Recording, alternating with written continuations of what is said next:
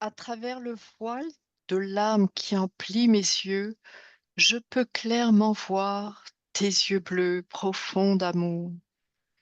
Ces mots tendres, écrits par Shoghi Effendi en souvenir aimant de sa bien-aimée grande-tante, transpercent le temps pour révéler l'âme extraordinaire d'une femme dont la vie incarnait l'essence même de la dévotion, du sacrifice et de la noblesse spirituelle.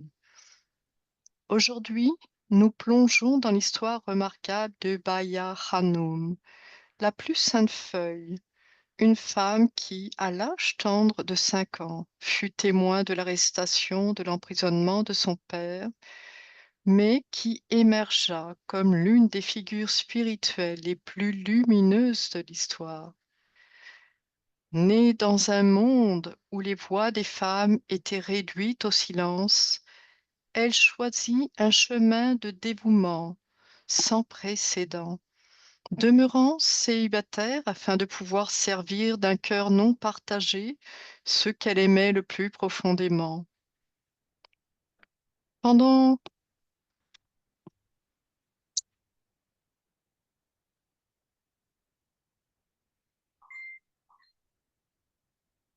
pendant 8 décennies, elle marcha sur le chemin de l'exil, quittant sa patrie à l'âge de 7 ans pour ne jamais y retourner. À travers des décennies d'épreuves et de persécutions, elle demeura un pilier inébranlable de force, ses yeux bleus profonds d'amour reflétant un océan de compassion qui embrassait à la fois les puissants et les humbles. Son père, Baha'u'llah, reconnut sa station extraordinaire, la déclarant l'une des plus distinguées parmi son sexe et lui conférant la forme féminine de son propre nom, Baha, signifiant gloire. Shoghi Effendi la placerait plus tard parmi les héroïnes immortelles de l'histoire. Sarah, Assiyée, la Vierge Marie, Fatimi et Tahiri. Pourtant, ce qui est peut-être le plus remarquable, c'est que la pleine mesure de sa grandeur demeurera largement cachée jusqu'après son trépas, témoignage de l'humilité qui définissait son caractère. Aujourd'hui, nous dévoilons l'histoire de ce trésor caché, de cette plus sainte feuille dont l'héritage continue d'inspirer les âmes à travers le globe. Découvrons ensemble la femme derrière ses inoubliables yeux bleus, profonds d'amour, une femme dont la vie devint une prière vivante, dont la dévotion ne connut aucune limite et dont l'amour se transforma chaque cœur qu'il toucha.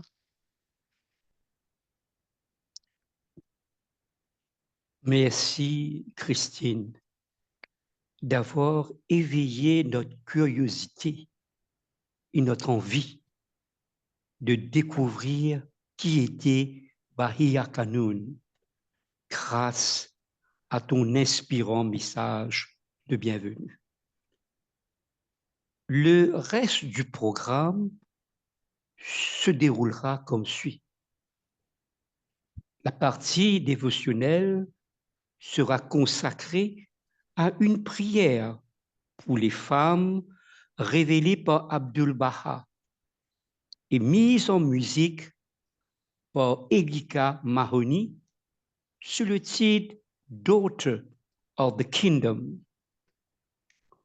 Nous enchaînerons immédiatement avec notre présentation du jour sur le thème Bahia Kanoun, héroïne éminente de la dispensation Baha'i. Et nous clôturons par la section interactive partage et questions qui vous permettra d'enrichir cette soirée grâce à vos échanges sur le thème du jour. Immédiatement, on passe à la partie dévotionnelle.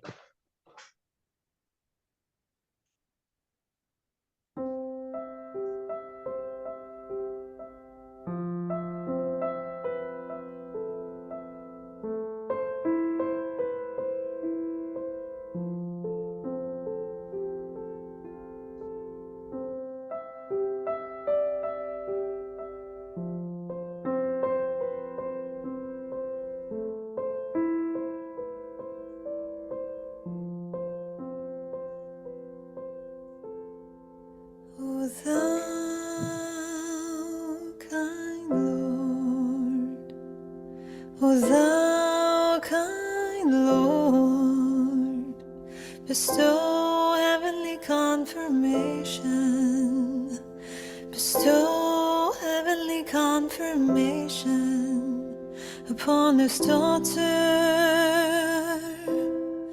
of the kingdom, and graciously aid her that she may remain firm and steadfast in thy cause, and that she may, even as a nightingale of the rose garden of mysteries, warble melodies in the Abha kingdom, in the most wondrous tones, thereby bringing happiness to everyone.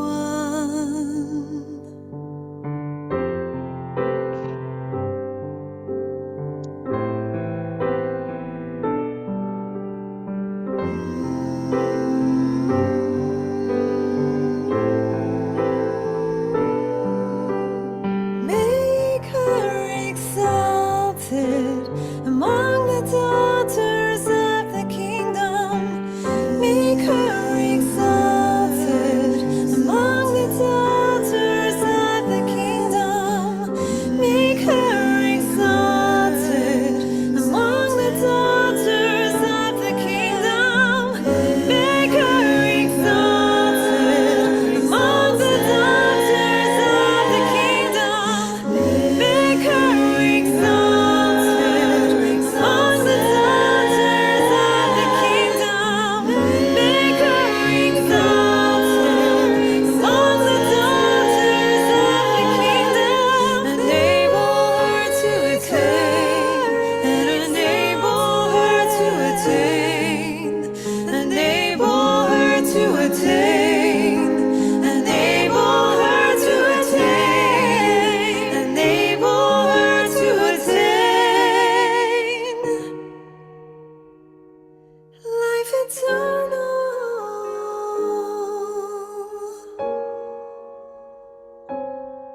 life eternal.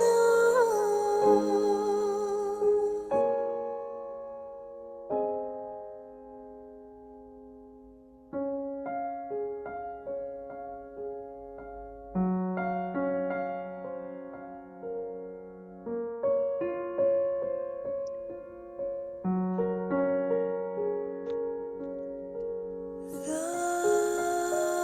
art the bestower, the all-loving,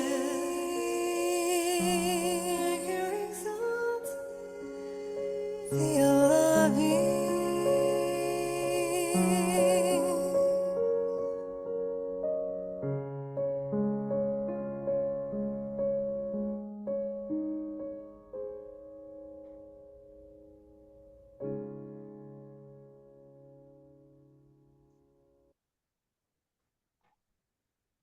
Les origines, la naissance et les premières heureuses années de 1846 à 1852. Parmi les figures spirituelles exceptionnelles, Baya Hanum, surnommée la plus sainte feuille, se dresse avec une majesté particulière. En 1846, dans la ville de Téhéran, naît Baya Hanum, née Fatimi Sultan, dont le destin sera lié à l'émergence d'une nouvelle foi mondiale.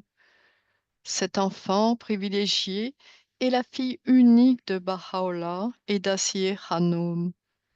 Elle est aussi la sœur bien-aimée d'Abdul Baha et la protectrice de son petit frère Mirza Midi. Les 6 premières années de Baya Hanum se déroulent dans un véritable paradis terrestre. Née dans une famille aisée, elle grandit dans un environnement où se mêlent privilèges, richesse et amour inconditionnel. Ses parents, admirés pour leur générosité, créent autour d'elle une atmosphère de bienveillance. Dans les résidences familiales à Téhéran et les maisons de campagne, Baya Hanum découvre les joies d'une existence protégée. Accompagnée de ses frères Abbas, le futur Abdu'l-Baha, et de Mehdi, elle se souvient avec tendresse les moments magiques passés à jouer dans les jardins magnifiques, ces instants précieux où l'innocence s'épanouit dans la beauté et la sérénité. Cette période idyllique prendra fin brutalement en 1852 lorsque son père sera arrêté, marquant le début d'une épopée extraordinaire qui fera d'elle l'héroïne exceptionnelle de la dispensation bahaï. Ainsi commence l'histoire d'une femme qui, durant ses 86 années d'existence, incarnera la fidélité, le sacrifice et la dévotion, devenant l'une des plus grandes figures féminines de l'histoire spirituelle de l'humanité. Mais hélas, comme un coup de tonnerre dans ce ciel serein, l'année 1852 va briser à jamais cette existence dorée, transformant une enfant privilégiée en témoin horrifié de l'une des plus sombres pages de l'histoire. Imaginez l'incompréhensible. Une fillette de 5 ans qui voit soudain son père bien-aimé arraché à sa famille par des mains brutales. Bahia Kanoun devient le témoin impuissant de l'arrestation de Baha'u'llah, emporté vers les ténèbres du tristement célèbre Chiachal, cette fosse noire souterraine de Téhéran. En l'espace d'une journée terrifiante, tout s'écroule. La demeure familiale est confisquée, les biens précieux pilés et dispersés. Cette famille noble et prospère se trouve brutalement ruinée, contrainte de se cacher dans l'ombre tremblante de peur pour sa survie. Quelle tragédie que de voir l'enfance brisée sur l'autel de la haine. La petite Bahia, privée de la protection paternelle, voit sa mère bien-aimée, Nawab, fuir vers une humble demeure près du cachot maudit. Chaque jour devient un calvaire d'angoisse. Sa mère se rend chez des amis pour s'enquérir des nouvelles, le cœur battant d'effroi, se demandant si son époux adoré respire encore. Car la mort rôde partout. Chaque jour, les corégionnaires de Baha'u'llah sont livrés aux bourreaux qui rivalisent d'haineuseté dans leur méthode de torture. La cruauté humaine atteint des sommets inimaginables dans cette Perse fanatique. Pendant ces interminables journées de terreur, la petite Bahia reste cloîtrée avec son frère Mehdi, âgé de seulement 4 ans. 2 enfants abandonnés à leur détresse, tentant de comprendre l'incompréhensible.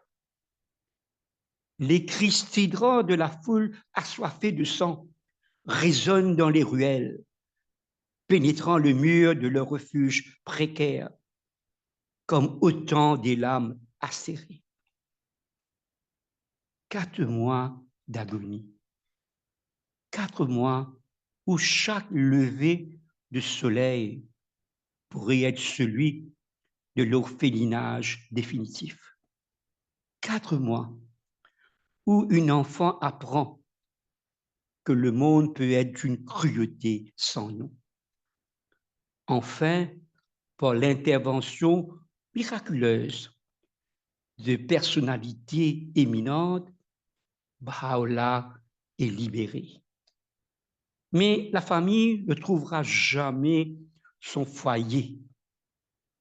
L'exil en Irak les attend. Et avec lui, une vie qui ne connaîtra plus jamais la sécurité de cette enfance perdue. Ainsi se termine brutalement l'innocence de Bahia Kanoun, marquée à jamais par ces cicatrices invisibles qui forgeront son caractère exceptionnel et sa résilience légendaire.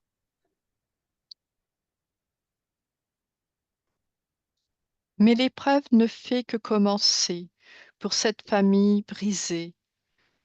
L'exil les attend, et avec lui, une décennie de souffrances qui achèveront de transformer une enfant privilégiée en héroïne de la foi. En janvier 1853, un nouveau coup du sort s'abat sur la famille meurtrie. L'ordre de bannissement vers Bagdad. Imaginez cette procession déchirante. Une famille autrefois prospère réduite à l'état de réfugiés démunis, traversant les montagnes enneigées dans un froid glacial pendant 3 mois interminables. Ils affrontent ce que Baha'u'llah lui-même décrit comme un terrible voyage. Quelle tragédie de voir Nawab, cette femme raffinée, contrainte de vendre les boutons dorés de ses vêtements pour acheter de maigres provisions. Ses mains aristocratiques saignent maintenant, à force de laver les vêtements souillés. Pour la petite Baya Hanoum, âgée de seulement 6 ans, ses premières années heureuses ne sont déjà plus qu'un rêve lointain. À peine la famille arrive-t-elle à Bagdad qu'un nouveau calvaire commence. Baha'u'llah, soudainement, dans les montagnes de Sulaymaniyah, pendant 2 longues années. Il vit comme un derviche, laissant sa famille dans l'angoisse la plus totale, sans nouvelles, sans espoir. Pouvez-vous imaginer l'agonie de cet enfant de 8 ans, suite au départ de son père bien-aimé, ne sachant s'il est mort ou vivant? Durant cette absence déchirante, c'est son oncle Mirza Yahya qui prend la tête du foyer. Mais hélas, cet homme se révèle être un tyran impitoyable. Il lui interdit de jouer avec les autres enfants, l'isolant dans une solitude cruelle. Plus tragique encore, quand son petit frère nouveau-né tombe gravement malade, Mirza Yahya refuse qu'un médecin le soigne. L'innocent bébé meurt dans d'atroces souffrances. Cette perte dévastatrice plonge la famille dans un abîme de douleur.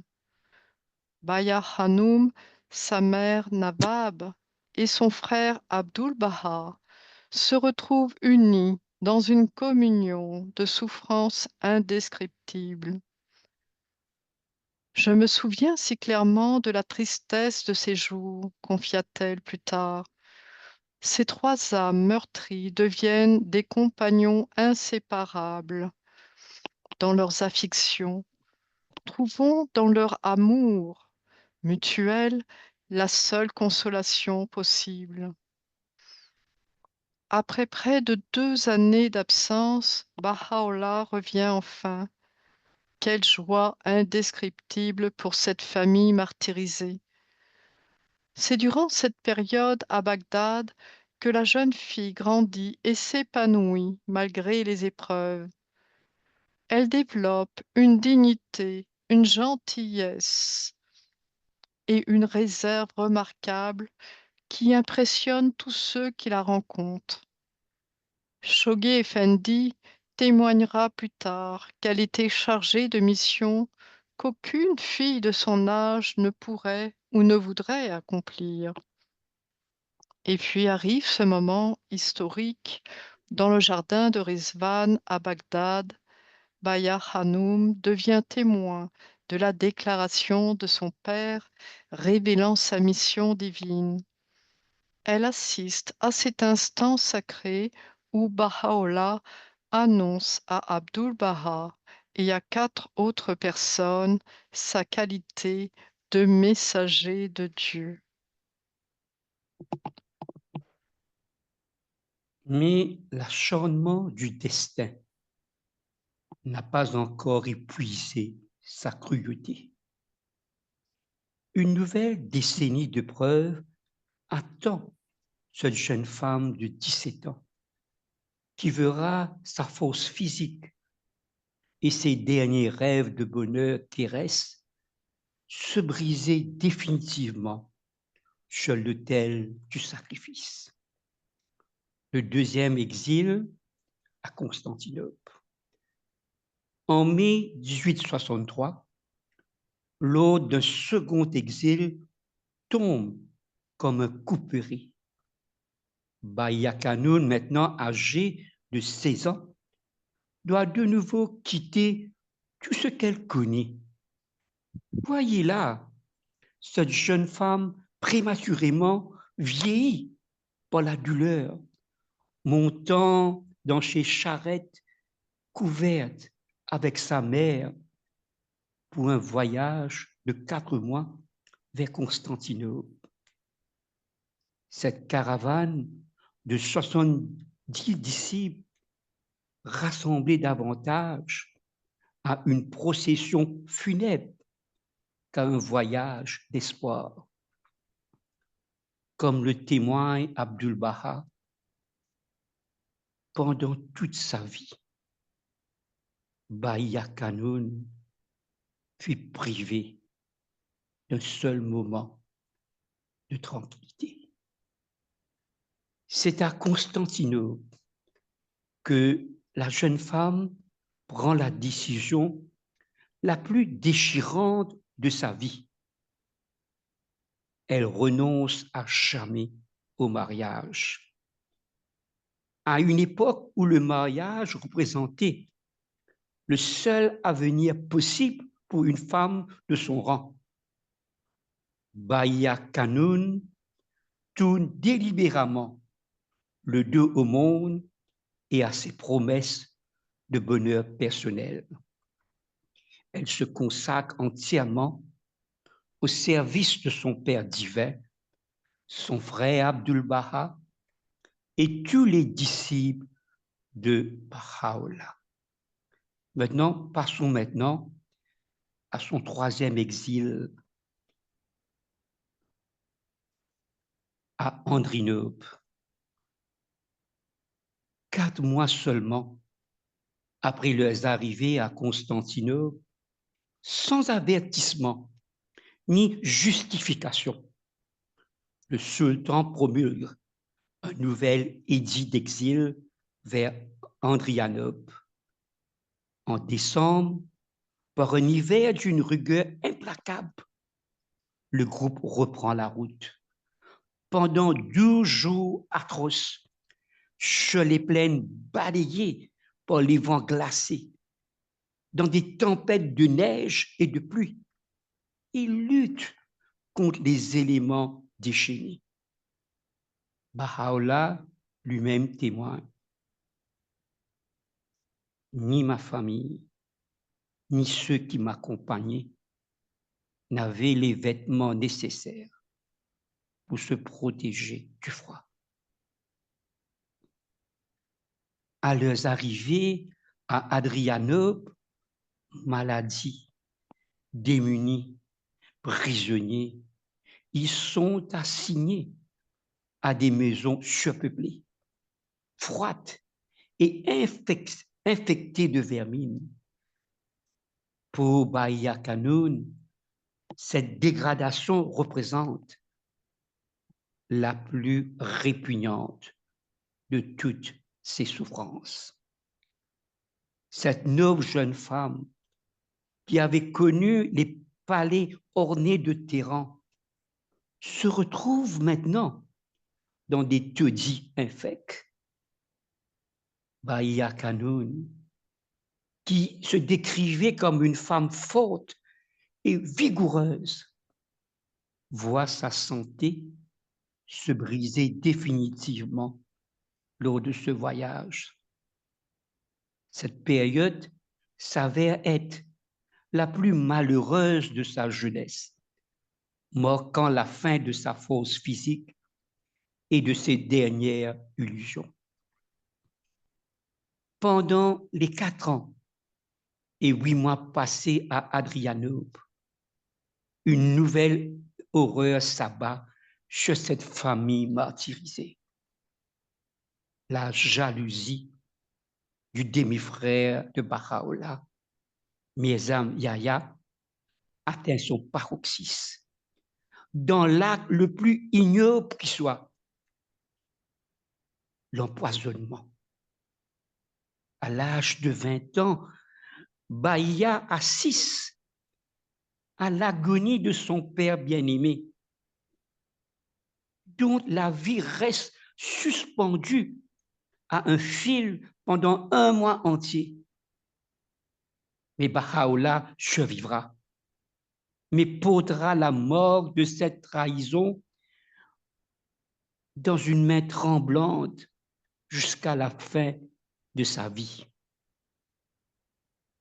La plus sainte feuille déclarait souvent que toutes les années de sa vie avaient été assombries par une menace constante et terrifiante, celle d'être séparée de son père bien-aimé. Cette menace n'était pas imaginaire. À plusieurs reprises, des projets furent élaborés pour séparer les exilés. Quelle torture mentale! Vivre chaque jour dans la peur de perdre l'être le plus cher, sans savoir si le lendemain apportera la séparation définitive. Malgré ces souffrances inimaginables, Bahia Kanoun trouve encore la force de reconforter sa mère et son frère. Elle devient même l'une des plus actives à encourager les babis à accepter les revendications de son père lors de la scission douloureuse de 1868 avec Mirza Yahya. Et une fois de plus, les machinations des ennemis aboutissent à un nouveau plan d'exil vers la ville-prison d'Aka. Ainsi s'achève la jeunesse de Bahia Kanoun, cette période où une femme forte et vigoureuse se transforme en héroïne brisée, mais indomptable, prête à affronter les ultimes épreuves de sa destinée tragique.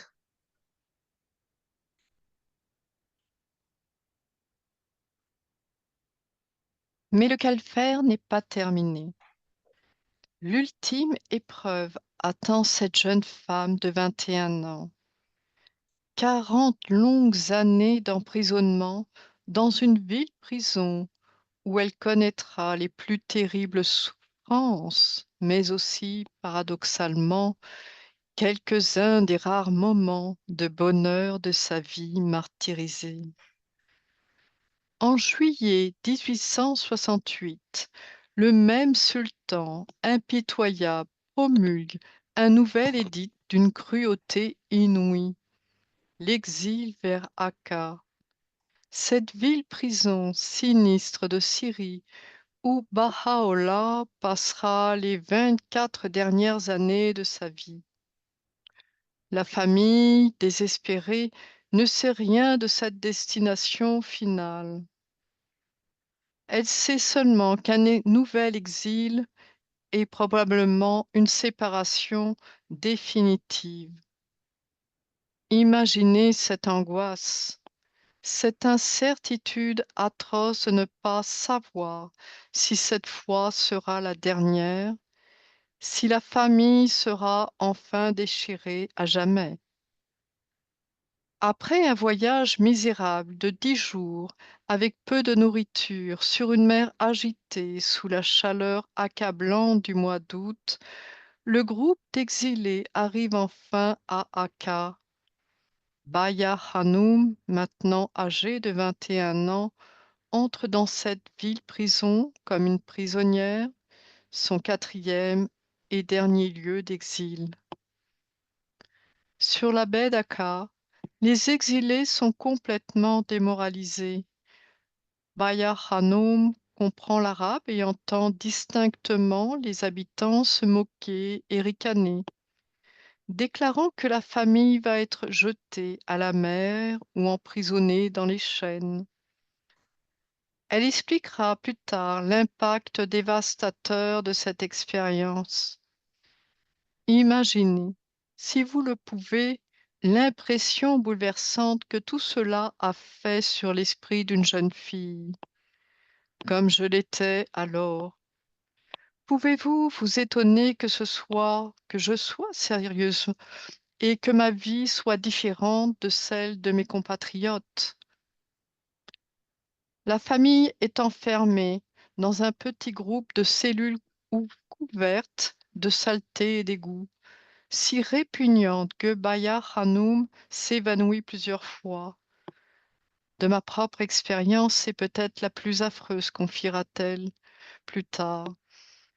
La nourriture est rare, et elle assiste, le cœur brisé, à son père bien-aimé renonçant à sa propre nourriture pour nourrir les enfants du groupe.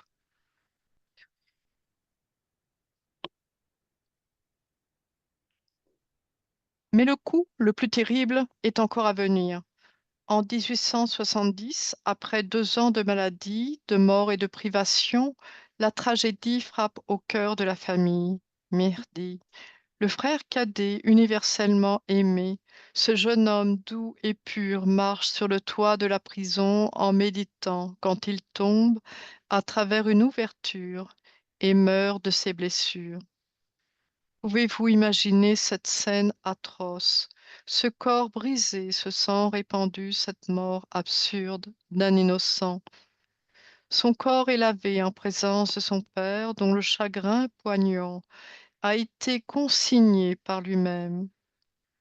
Baya Hanoum, dans sa douleur incommensurable, recueille et conserve les vêtements tachés de sang de son frère bien-aimé, relique tragique d'une vie fauchée dans sa jeunesse. Cette mort détruit tout vestige de morale qui pouvait encore subsister. Pour Baya Hanoum, c'est l'anéantissement de ses derniers espoirs de bonheur familial.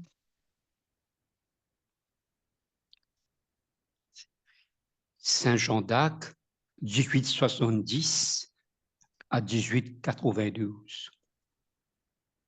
Lentement, très lentement, les rouages du destin commencent à tourner en leur faveur.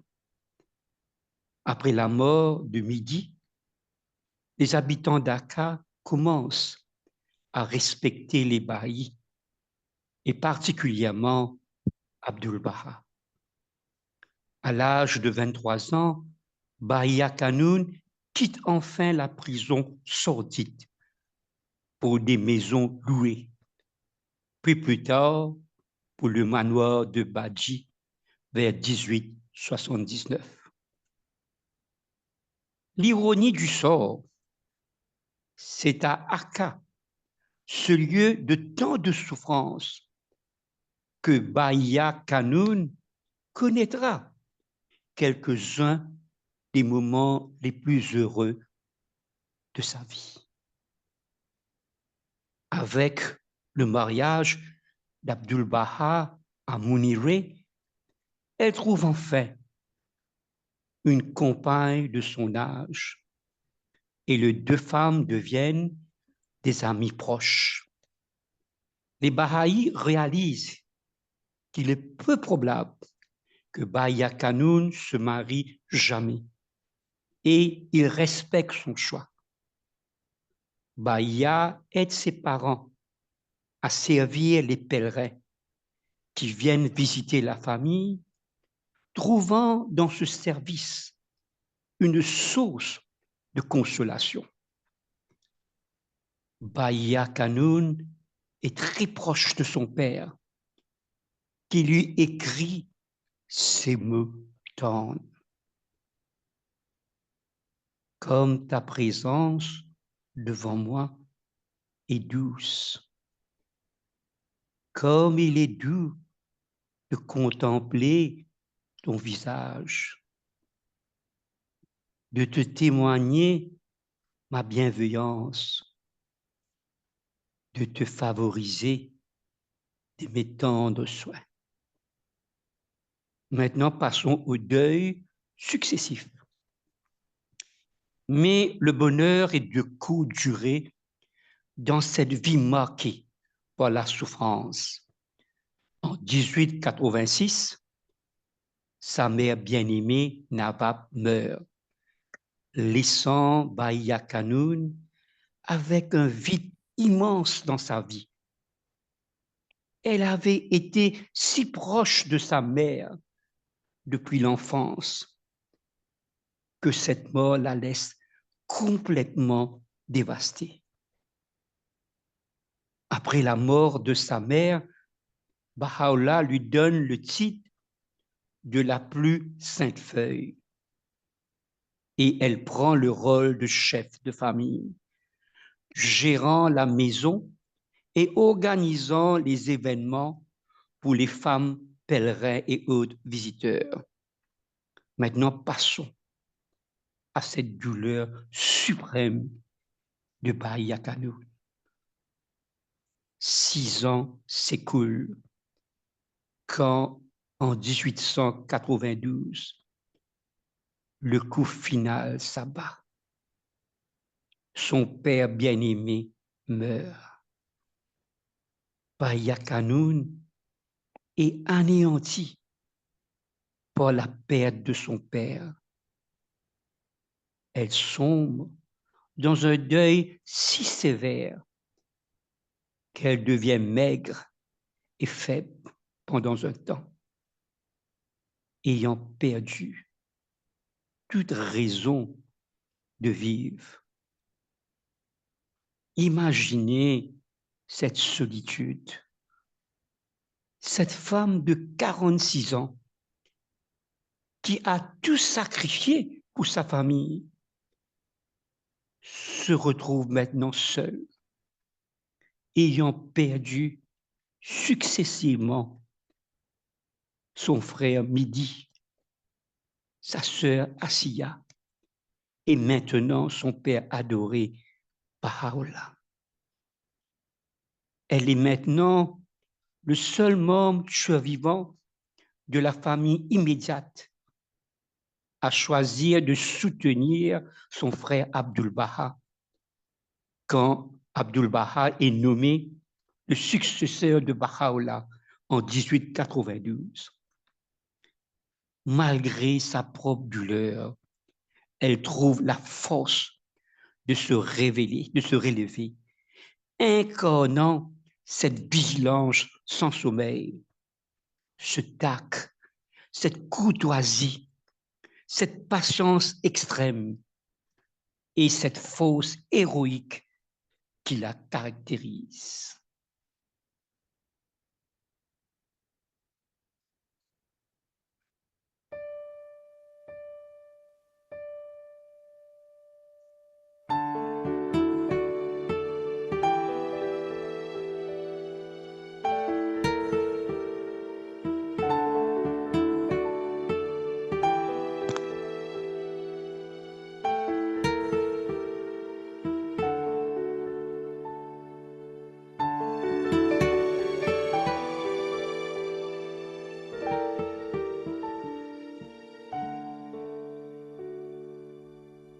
Bahia, Bahia, so lovely is your name.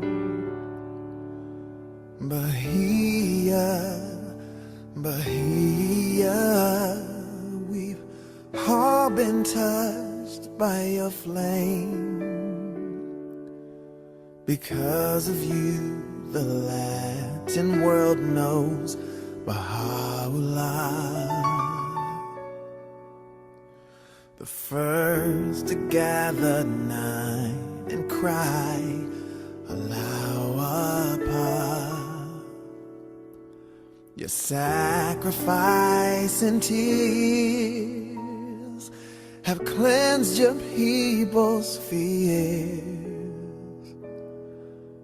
Bahia, Baha'u'llah's here. Bahia, Bahia, so lovely is your name.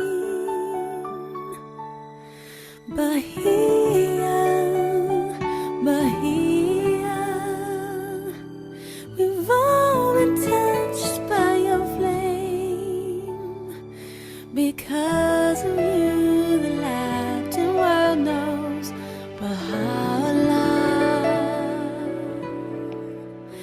the first to gather nine and cry, Allahu Akbar. Your sacrifice and tears have cleansed your people's fears. Bahia, Baha'u'llah's here.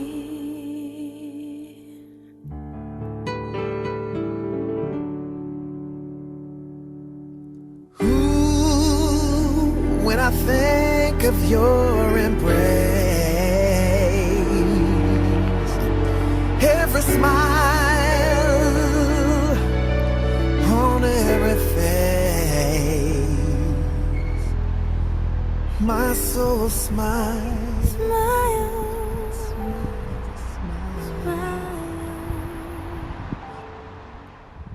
Bahia, Bahia, so lovely is your name. Bahia, Bahia, we've all been touched by your flame. Bahia, Bahia, So lovely is your name. Bahia, Bahia, my soul smile.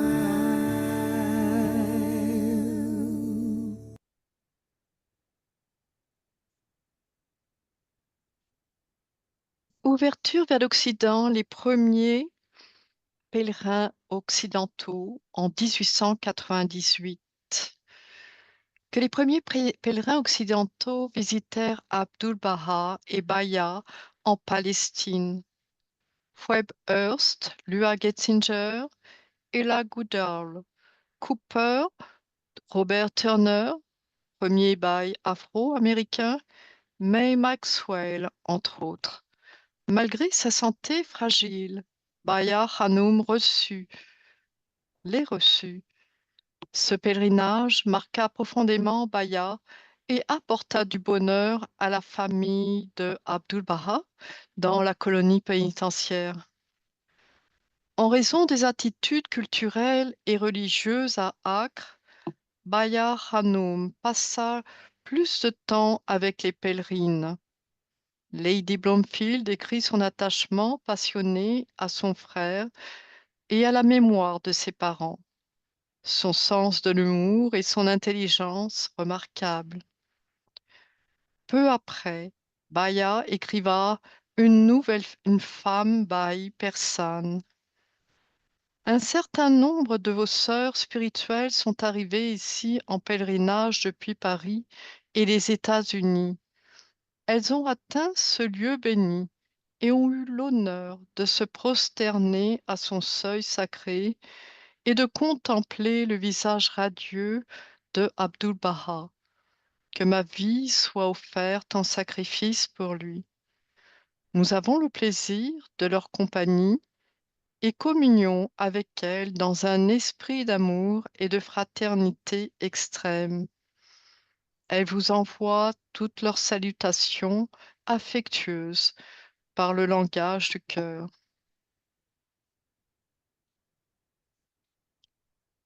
La liberté après 40 années de captivité et une nouvelle ère de service de 1908 à 1921. L'emprisonnement de la famille ne sera définitivement levé qu'en 1908, à la chute du sultanat, qui libère tous les prisonniers politiques. Bahia Kanoun aura alors 62 ans, ayant passé 40 années de sa vie en captivité. 40 ans, une vie entière sacrifiée dans les prisons, une existence vouée au service et à la souffrance. Quand enfin la liberté arrive et qu'Abdu'l-Baha entreprend ses visites historiques en Égypte, Europe et Amérique du Nord, Bahia Kanoun reste à Akka, continuant son service silencieux, recevant de lui des lettres témoignant de son amour constant et de sa joie devant le caractère triomphal des voyages d'Abdu'l-Baha. Mais une fois de plus, comme cela semble inévitable, dans une vie remplie de chagrin, des grandes afflictions s'abattent sur elle. En novembre 1921, ce frère tant adoré, ce compagnon si proche depuis leur plus tendre enfance, ferme les yeux et quitte un monde qu'il avait tant honoré et tant affligé pendant plus de 80 ans. Ainsi se termine la longue épreuve de Bahia Kanoun. Ces 40 années de captivité qui la transforment définitivement en l'héroïne exceptionnelle de la dispensation Baha'i.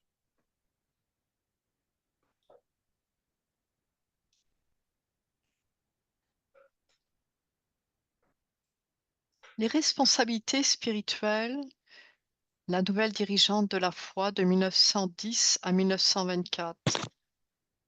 Elle fut nommée chef par intérim de la foi Baha'i à plusieurs reprises.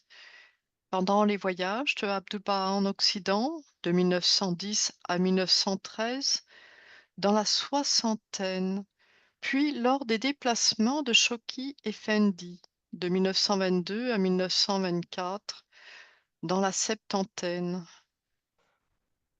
Ce rôle de direction était historiquement rare pour une femme. Pendant cette période, Bahia Hanoum occupa des affaires du Centre mondial Baha'i. Elle rencontra des dignitaires, prononça des discours au nom de Abdu'l-Baha, offrit une aide médicale aux malades et aux pauvres. Elle assura l'orientation spirituelle administrative de la communauté Baha'i mondiale, écrivant des lettres d'encouragement aux communautés du monde entier, tout en maintenant une correspondance régulière avec son frère. En 1921, Abdu'l-Baha mourut. Et Bahia Kanoun envoya des télégrammes annonçant le décès. Shoghi Effendi souligna particulièrement le soutien qu'elle lui apporta pendant cette période difficile. Nommé à nouveau à la tête de la foi en 1922, assisté par un comité qui ne pouvait agir sans sa signature, elle enseigna aux croyants les dispositions du testament d'Abdu'l-Baha, encouragea particulièrement les femmes bahaïs de Perse et expliqua les dispositions de l'alliance de Baha'u'llah.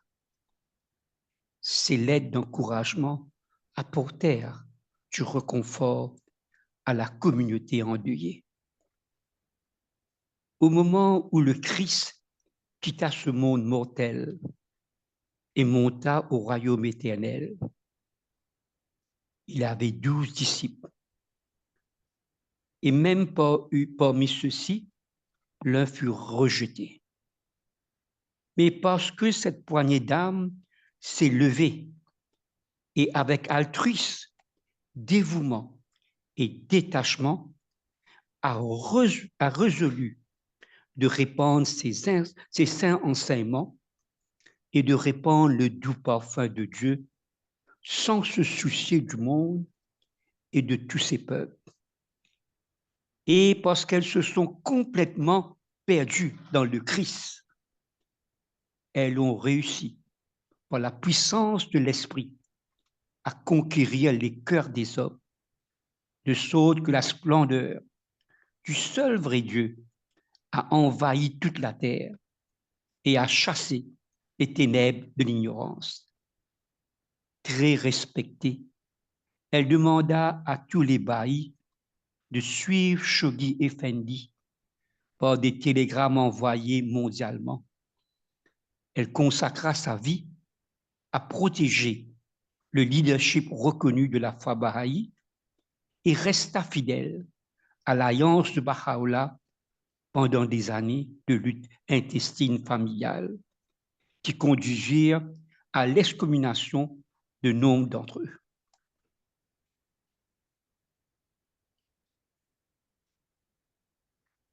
Le départ de l'héroïne. Ces dernières années, son décès en 1932. À la fin des années 1920, la santé de Baya Hanoum se détériora gravement. Tourmentée par la maladie et la douleur, elle avait du mal à se rendre sur la tombe de son père et du bab, nécessitant de l'aide pour se lever et s'asseoir. Elle était connue pour passer des heures en veillée, en prière et en méditation. Baya Hanoum mourut le 15 juillet 1932, quelques semaines après Kate Ransom Keller eut atteint sa patrie en son nom. Shoghi Effendi marqua sa mort en déclara que l'âge héroïque de la foi bahaï était révolu. Il envoya ce télégramme. L'esprit immortel de la plus grande feuille sacrée s'est envolé vers l'au-delà. D'innombrables admirateurs de sa vie sainte en Orient et en Occident sont saisis d'une douleur intense. Plongée dans une tristesse indicible, l'humanité reconnaîtra bientôt sa perte irréparable. Notre foi bien-aimée, déjà presque anéantie par le coup dévastateur de l'ascension inattendue de Abdu'l-Baha, pleure maintenant la disparition du dernier vestige de Baha'u'llah, son membre le plus éminent. La Sainte Famille a été cruellement dépouillée de son plus précieux et plus grand ornement. Pour ma part, je pleure la disparition soudaine de mon seul soutien terrestre, la joie et le réconfort de ma vie. Sa dépouille reposera à proximité des saints sanctuaires. Un deuil aussi douloureux nécessite la suspension pendant 9 mois de toutes les festivités religieuses dans le monde bahaï. Informer les assemblées locales et les groupes afin qu'ils organisent de manière appropriée les réunions commémoratives pour célébrer une vie si riche en expériences sacrées et en souvenirs impérissables. Il est conseillé d'organiser un service commémoratif supplémentaire à caractère strictement dévotionnel dans l'auditorium du Masrikul Adkar. Ces funérailles fut un événement majeur, similaire à celle de Abdu'l-Baha, avec des éloges funèbres, des prières et des poèmes récités par toutes les religions et toutes les races. Un déjeuner commémoratif fut organisé en août 1932, au cours duquel de la nourriture fut distribuée aux pauvres et aux nécessiteux en sa mémoire. Après sa mort, Shoghi Effendi composa un éloge funèbre manuscrit de 16 pages pour Bahia Kanoun. 9 jours de veillées de prière furent demandés aux Bahaïs en Terre Sainte, sur le lieu de sa sépulture. Mouniré pleurait. Tu nous as fait fondre dans la fournaise de la séparation et de l'éloignement. 9 mois de deuil officiel furent déclarés pour les Bahaïs avec abstinence de toute célébration personnelle pendant une année entière. La première mesure de Shoghi Effendi pour créer le centre administratif de la foi bahaï fut l'acquisition d'un terrain sur le mont Carmel, près du mausolée du Bab, où les restes de Bahia Kanoun, sur le monument de la plus sainte feuille, suivi du transfert des restes de Mirza Midi et de Nawab en décembre 1939. Cet emplacement se trouve aujourd'hui dans les jardins bahaïs en contrebas de l'orgue bahaï sur le mont Carmel, au centre mondial bahaï. Shoghi Effendi lui avait dédié sa traduction du récit de Nabil, Les briseurs d'aurore, en 1932. Une commémoration mondiale fut organisée en son honneur en 1982, marquée par la publication d'un recueil de références à son sujet et d'extraits de 92 de ses lettres. En juillet 1982, lors du premier rassemblement au siège permanent de la Maison universelle de justice, un séminaire sur sa vie fut organisé.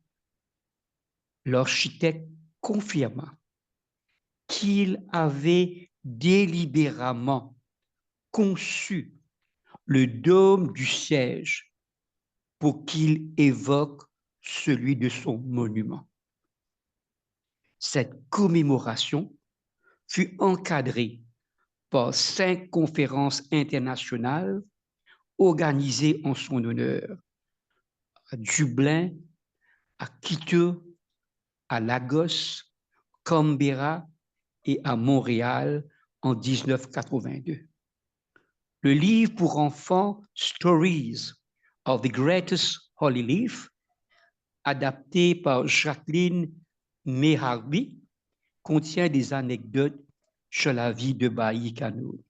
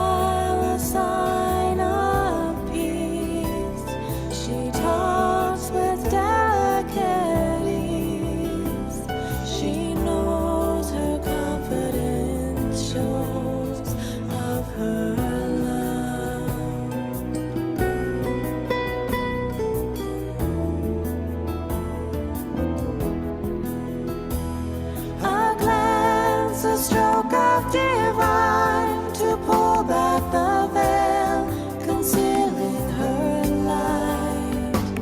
Her life, a pillar of strength, an ocean of calm in the eye of the storm, on the horizon of Baham. 2 years she would guide, the guardian far from her side, her call protecting the flame from within.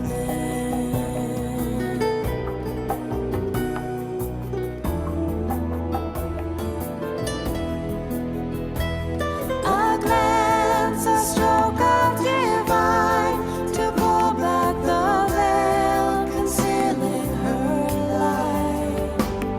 Her life, a pillar of strength, an ocean of calm in the eye of the storm, on the horizon of Baham. Treading this perilous path, she moves with quiet resolve,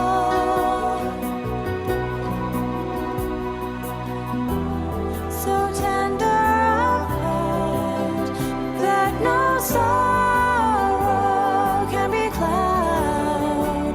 In her hands the fate of the world, and her eyes on the light of Baha, shielding her soul with a cloak of certitude that the birds of the heart be set free to rise above the storm.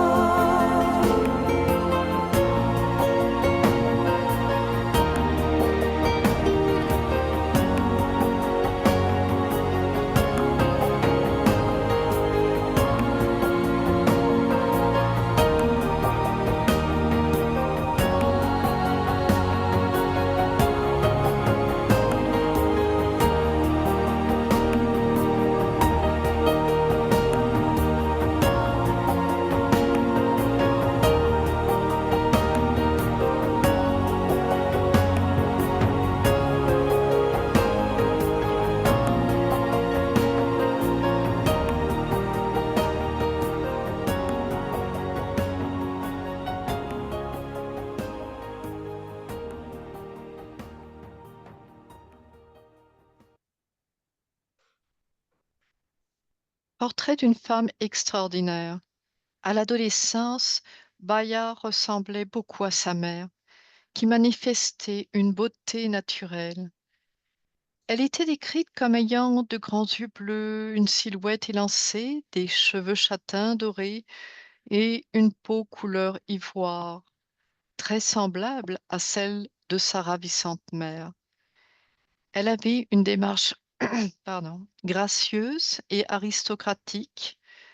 Ella Goodall Cooper la décrivait comme grande, mince et d'allure noble, avec un visage, le pendant féminin de celui de Abdu'l-Baha, et des yeux compréhensifs. Les privations et l'emprisonnement ont affecté sa santé, qui devint fragile avec de fréquents problèmes de santé. Baya aimait les fleurs et les enfants. Elle accordait une grande importance à la propreté et à la luminosité d'une pièce. Ses lettres publiées montrent qu'elle encourageait les femmes à s'impliquer dans le service bahaï. Bien qu'elle fût souvent décrite comme calme, effacée et raffinée, elle s'est révélée être une dirigeante décisive et efficace lorsqu'elle a pris la tête de la religion dans les années 1910 et 1920. Baya occupait une place particulière dans le cœur de Baha'u'llah et non seulement soutenait son choix de rester célibataire, mais refusait également toute demande en mariage en son nom. Il déclarait: Je ne connais aucun homme digne d'épouser une femme aussi pure que ma fille. Chaque fois qu'elle rendait visite à Baha'u'llah au manoir de Baji, celle-ci se tenait avec impatience sur le balcon, attendant de l'apercevoir. Son père l'appelait affectueusement Baya ou Baha'iye, le dérivé féminin de son propre nom. Au sein de la famille, elle était connue sous le nom de Hanoum, la dame. Selon les Bahaïs, Baya était réputée pour sa force intérieure, car elle était entrée en prison alors qu'elle était une jeune fille inexpérimentée et peu instruite, mais elle avait surmonté les difficultés de sa vie. La biographe Janet Kahn a décrit Baya comme un modèle de résilience face à la tragédie et à la souffrance personnelle.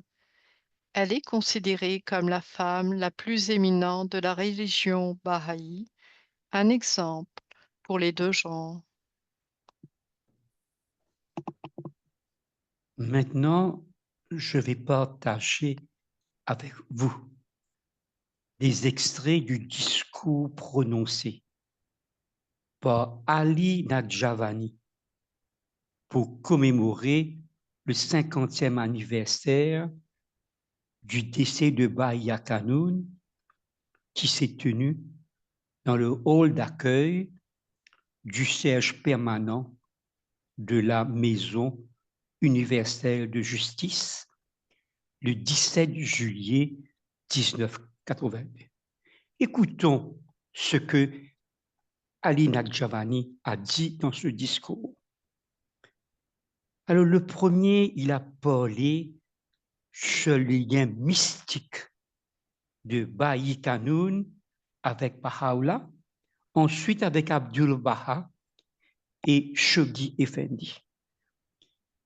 Alors, M. Nadjavani a dit notre bien-aimé gardien Shoghi Effendi parle du lien mystique entre la plus sainte feuille et Baha'u'llah. Elle n'était pas seulement sa fille, mais il l'a désignée comme la femme ayant le rang le plus élevé parmi toutes les croyantes de la dispensation bahaï. Une position que personne ne peut surpasser. C'est pourquoi Shoghi Effendi l'a nommée l'héroïne exceptionnelle de la dispensation bahaï. La plus sainte feuille avait également un lien mystique avec son frère Abdul Baha, qui lui avait confié les restes sacrés du Bab pendant une dizaine d'années, son testament, et qui savait qu'après son décès, Baya Kanoun jouerait un rôle central dans la communauté. Nous pouvons être sûrs qu'Abdul Baha est décédé l'esprit tranquille, car il savait que la plus sainte feuille était présente. Après le décès d'Abdul Baha, le lien mystique entre Shoghi Effendi et la plus sainte feuille prit une ampleur considérable pendant les 11 années qui se sont écoulées entre la nuit du décès d'Abdul Baha et la nuit du décès de la plus sainte feuille. Maintenant, regarde ce que Ali Nadjavani partage maintenant. Il dit la ressemblance dans les grandes lignes des dômes de la Maison universelle de justice et le monument de Baya Kanoun. Alors, l'architecte de ce bâtiment M. Hussein Amanat a confirmé qu'il avait délibérément conçu le dôme de ce bâtiment pour qu'il rappelle celui du monument érigé sur le lieu de repos de la plus sainte feuille.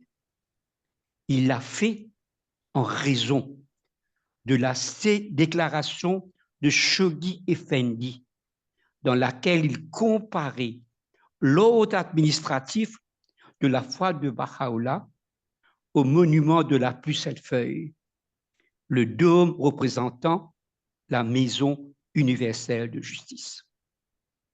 Voyons maintenant son leadership auprès des femmes baha'is, comme raconté par Ali Naqshbandi. Elle présidait leurs réunions et contrôlait tout à Akka ou à Haïfa. Les amis venaient la voir pour choisir les prénoms de leurs enfants, pour obtenir des conseils sur un mariage à venir ou pour lui demander sa bénédiction. Elle était le point central pour les femmes bahaïs de la communauté en Terre Sainte. Elle avait contact avec les femmes de la classe sociale supérieure.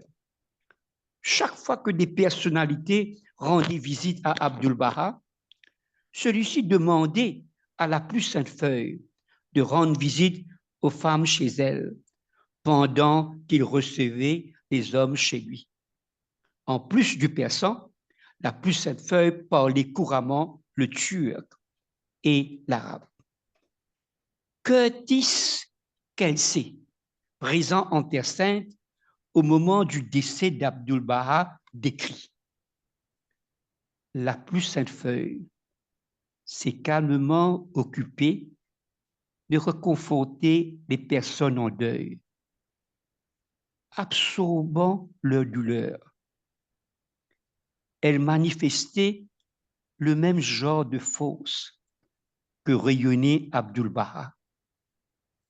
Son sang-froid, son assurance, sa compassion sans limite rassuraient sur le fait que la foi ne faiblirait pas. Elle était un pilier de force autour duquel tous se ralliaient pour trouver du soutien. Marjorie Morton fait une observation touchante. Bahia Kanoun adorait offrir des cadeaux, des friandises, des bonbons et de pièces de monnaie pour les enfants et pour les autres, des fleurs, des souvenirs, un flacon d'eau de rose, un chapelet ou un objet délicat qu'elle avait utilisé et chéri. Tout ce que l'on donnait, elle le donnait un jour à quelqu'un d'autre. Elle était un canal plutôt qu'une coupe, un trésor ouvert plutôt qu'un coffret verrouillé. Keith Ramson Keller témoigne: à 2 reprises, elle a retiré ma bague bahaï et, après l'avoir tenue quelque temps, l'a replacée à l'envers. À 2 reprises, elle a soufflé sur la paume de ma main un souffle doux, frais et délicieux. Puis s'est exclamée avec exultation: tout va bien maintenant. Elle tendit sa main délicate et, pressant ma joue contre la sienne, poussait des exclamations amoureuses. La plupart du temps, elle chantait d'une voix basse et délicieuse une tablette ou un poème glorieux, me caressant la main ou me tenant le menton pendant qu'elle chantait. Les paroles d'Abdu'l-Baha sur la grandeur de Baya Hanoum. Ô ma bien-aimée sœur profondément spirituelle, jour et nuit, tu vis dans ma mémoire. Chaque fois que je me souviens de toi, mon cœur se gonfle de tristesse et mon regret s'intensifie. Ne t'afflige pas, car je suis ton véritable consolateur, ton consolateur infaillible. Ne laisse ni le découragement ni le désespoir assombrir la sérénité de ta vie ou restreindre ta liberté. Ces jours passeront, si Dieu le veut, dans le royaume d'Abba, et sous l'ombre protectrice de la beauté bénie, nous oublierons tous nos soucis terrestres et trouveront chacune de ces calomnies mesquines amplement compensées par ces expressions de louange et de faveur. Depuis le commencement des temps, la tristesse et l'anxiété, le regret et la tribulation ont toujours été le lot de tout serviteur loyal de Dieu. Médite cela dans ton cœur et considère combien cela est vrai. C'est pour toi, c'est pourquoi mets ton cœur dans ta tendre miséricorde de l'ancienne beauté et sois rempli d'une joie durable et d'une intense allégresse. Ô Dia, il t'incombe tout au long du voyage d'être une compagne proche, constante et joyeuse pour ma sœur vénérée et distinguée. Sans relâche, avec la plus grande vigueur et le plus grand dévouement, efforce-toi jour et nuit de réjouir son cœur béni, car toute sa vie, elle a été privée d'un moment de tranquillité.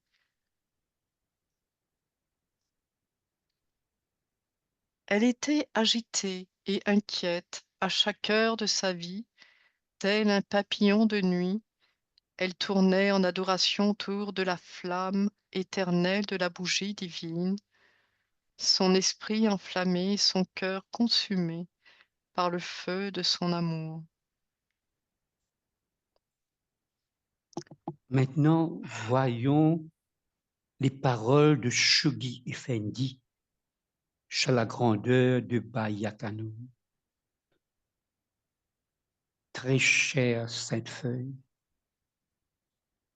à travers le voile des hommes qui emplit mes yeux, je vois clairement, tandis que j'écris ces lignes, ta noblesse silhouette devant moi, et je reconnais la sérénité de ton visage bienveillant. Je peux encore contempler, bien que les ombres de la tombe nous séparent, tes yeux bleus profonds d'amour, et je peux sentir dans leur calme intensité l'immense amour que tu portais à la cause de ton Père Tout-Puissant. L'attachement qui te liait au plus humble et insignifiant parmi ses disciples. La chaleureuse affection que tu nourrissais pour moi dans mon cœur. Le souvenir de la beauté ineffable de ton sourire continuera toujours à m'égayer et à m'encourager sur le chemin épineux que je suis destiné à suivre. Le souvenir du contact de ta main m'insistera à suivre fidèlement ta voie. La douce magie de ta voix me rappellera, lorsque l'heure de l'adversité sera la plus sombre, de m'accrocher fermement à la corde que tu as saisie si fermement tous les jours de ta vie. Transmets ce message à Abdul-Baha, ton frère exalté et divinement désigné. Si la cause pour laquelle Baha'u'llah a peiné et travaillé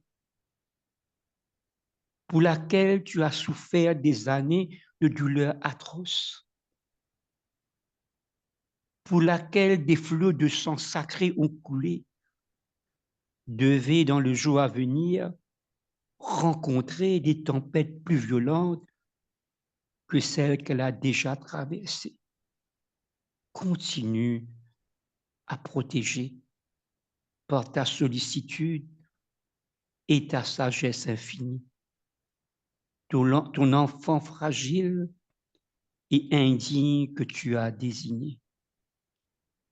Intercède au noble et bien-aimé descendant d'un Père céleste. Pour moi, comme pour les masses laborieuses de tes ardents amoureux, qui ont juré une allégeance éternelle à ta mémoire, dont les âmes ont été nourries par l'énergie de ton amour, dont la conduite a été façonnée par l'exemple inspirant de ta vie, et dont l'imagination est enflammée par l'épreuve impérissable de la voix vivante. Ta constante inébranlable, ton héroïsme invincible, ton grand renoncement. Quoi qu'il nous arrive, aussi pénible que puissent être les vicissitudes que la foi naissante de Dieu pourrait encore connaître, nous nous engageons devant le trône de miséricorde de ton Père glorieux à transmettre intact et indivis aux générations à venir la gloire de cette tradition dont tu as été l'exemple le plus brillant. Au profond de nos cœurs, ô toi, feuilles exaltées du paradis d'Abba, nous avons élevé pour toi une demeure resplendissante que le temps ne pourra jamais détruire. Un sanctuaire qui encadrera éternellement la beauté incomparable de ton visage. Un autel sur lequel le feu de ton amour dévorant brûlera à jamais.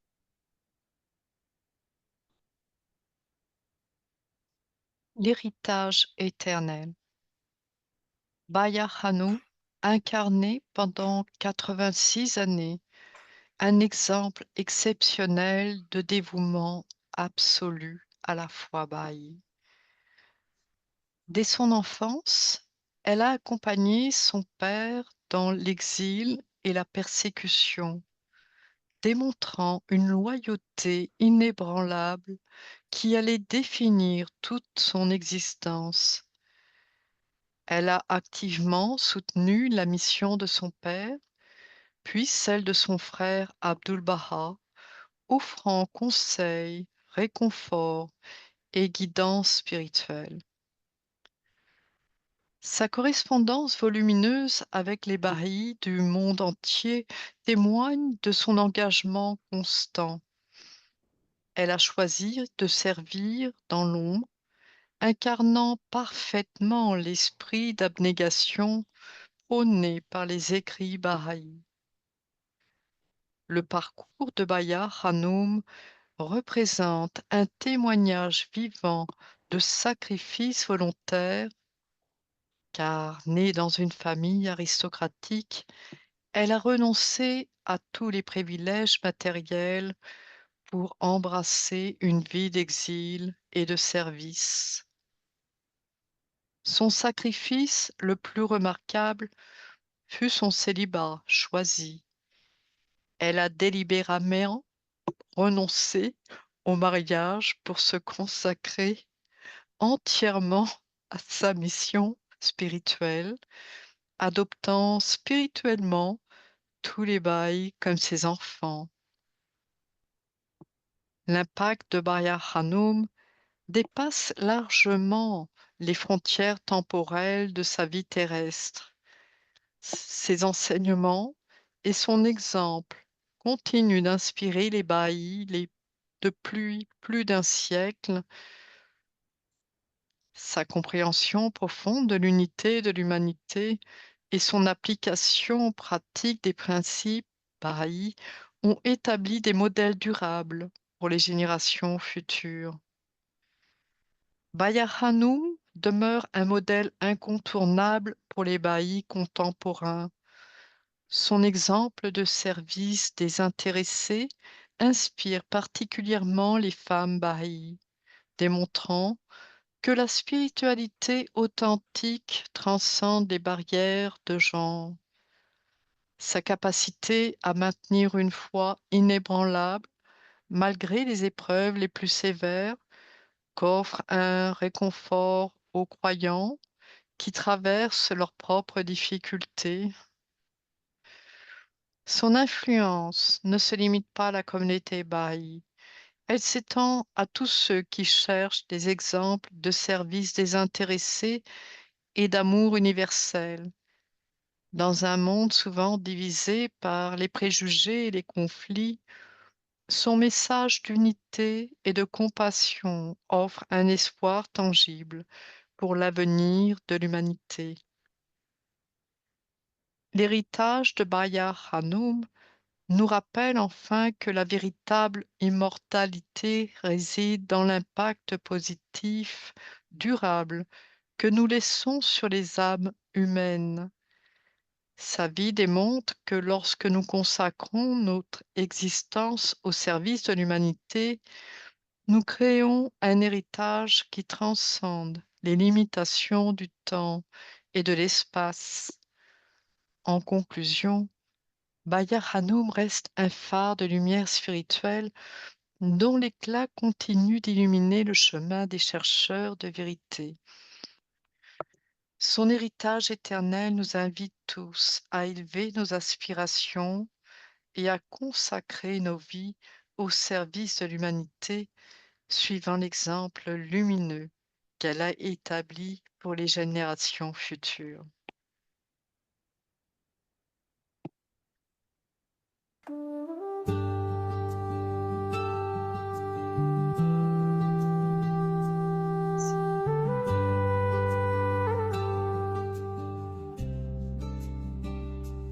Il est l'Éternel. Voici mon témoignage pour celle qui a entendu ma voix et s'est rapprochée de moi. En vérité, elle est une feuille qui a jailli de cette racine préexistante. Elle s'est révélée en mon nom et a goûté aux douces saveurs de mon saint et merveilleux plaisir. Parfois nous lui donnions à boire de ma bouche au goût de miel.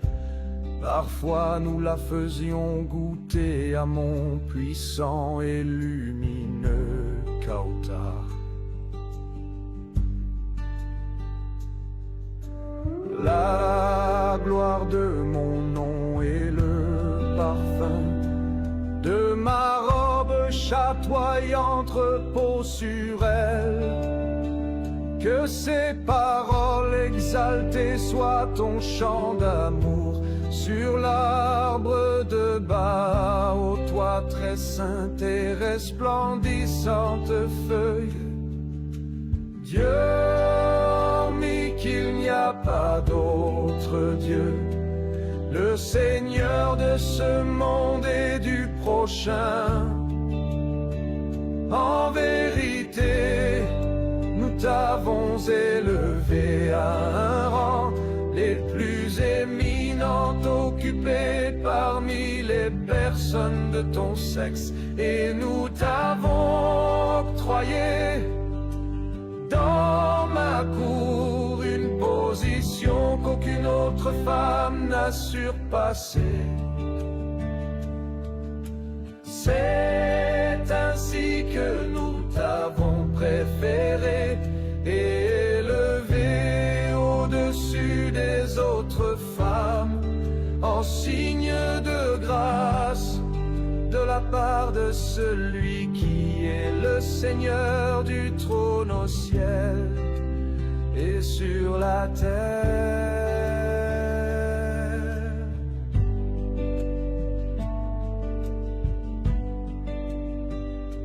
Nous avons créé tes yeux pour qu'ils contemplent la lumière de ma face, tes oreilles pour entendre la mélodie de mes paroles, ton corps pour rendre hommage devant mon trône. Rends grâce à Dieu, ton Seigneur, le Seigneur du monde entier.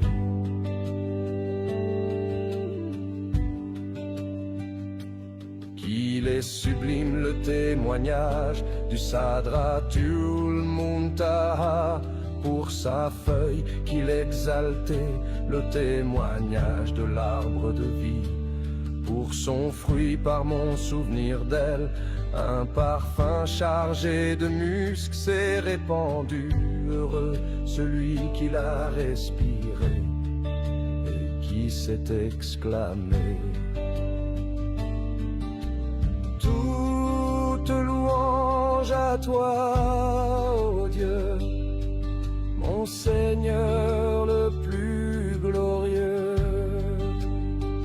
Que ta présence m'est douce, comme il est doux de contempler ton visage, de t'entourer de mes soins attentionnés, de te mentionner dans ma tablette, une tablette que j'ai ordonnée en signe de ma grâce cachée et manifeste à toi.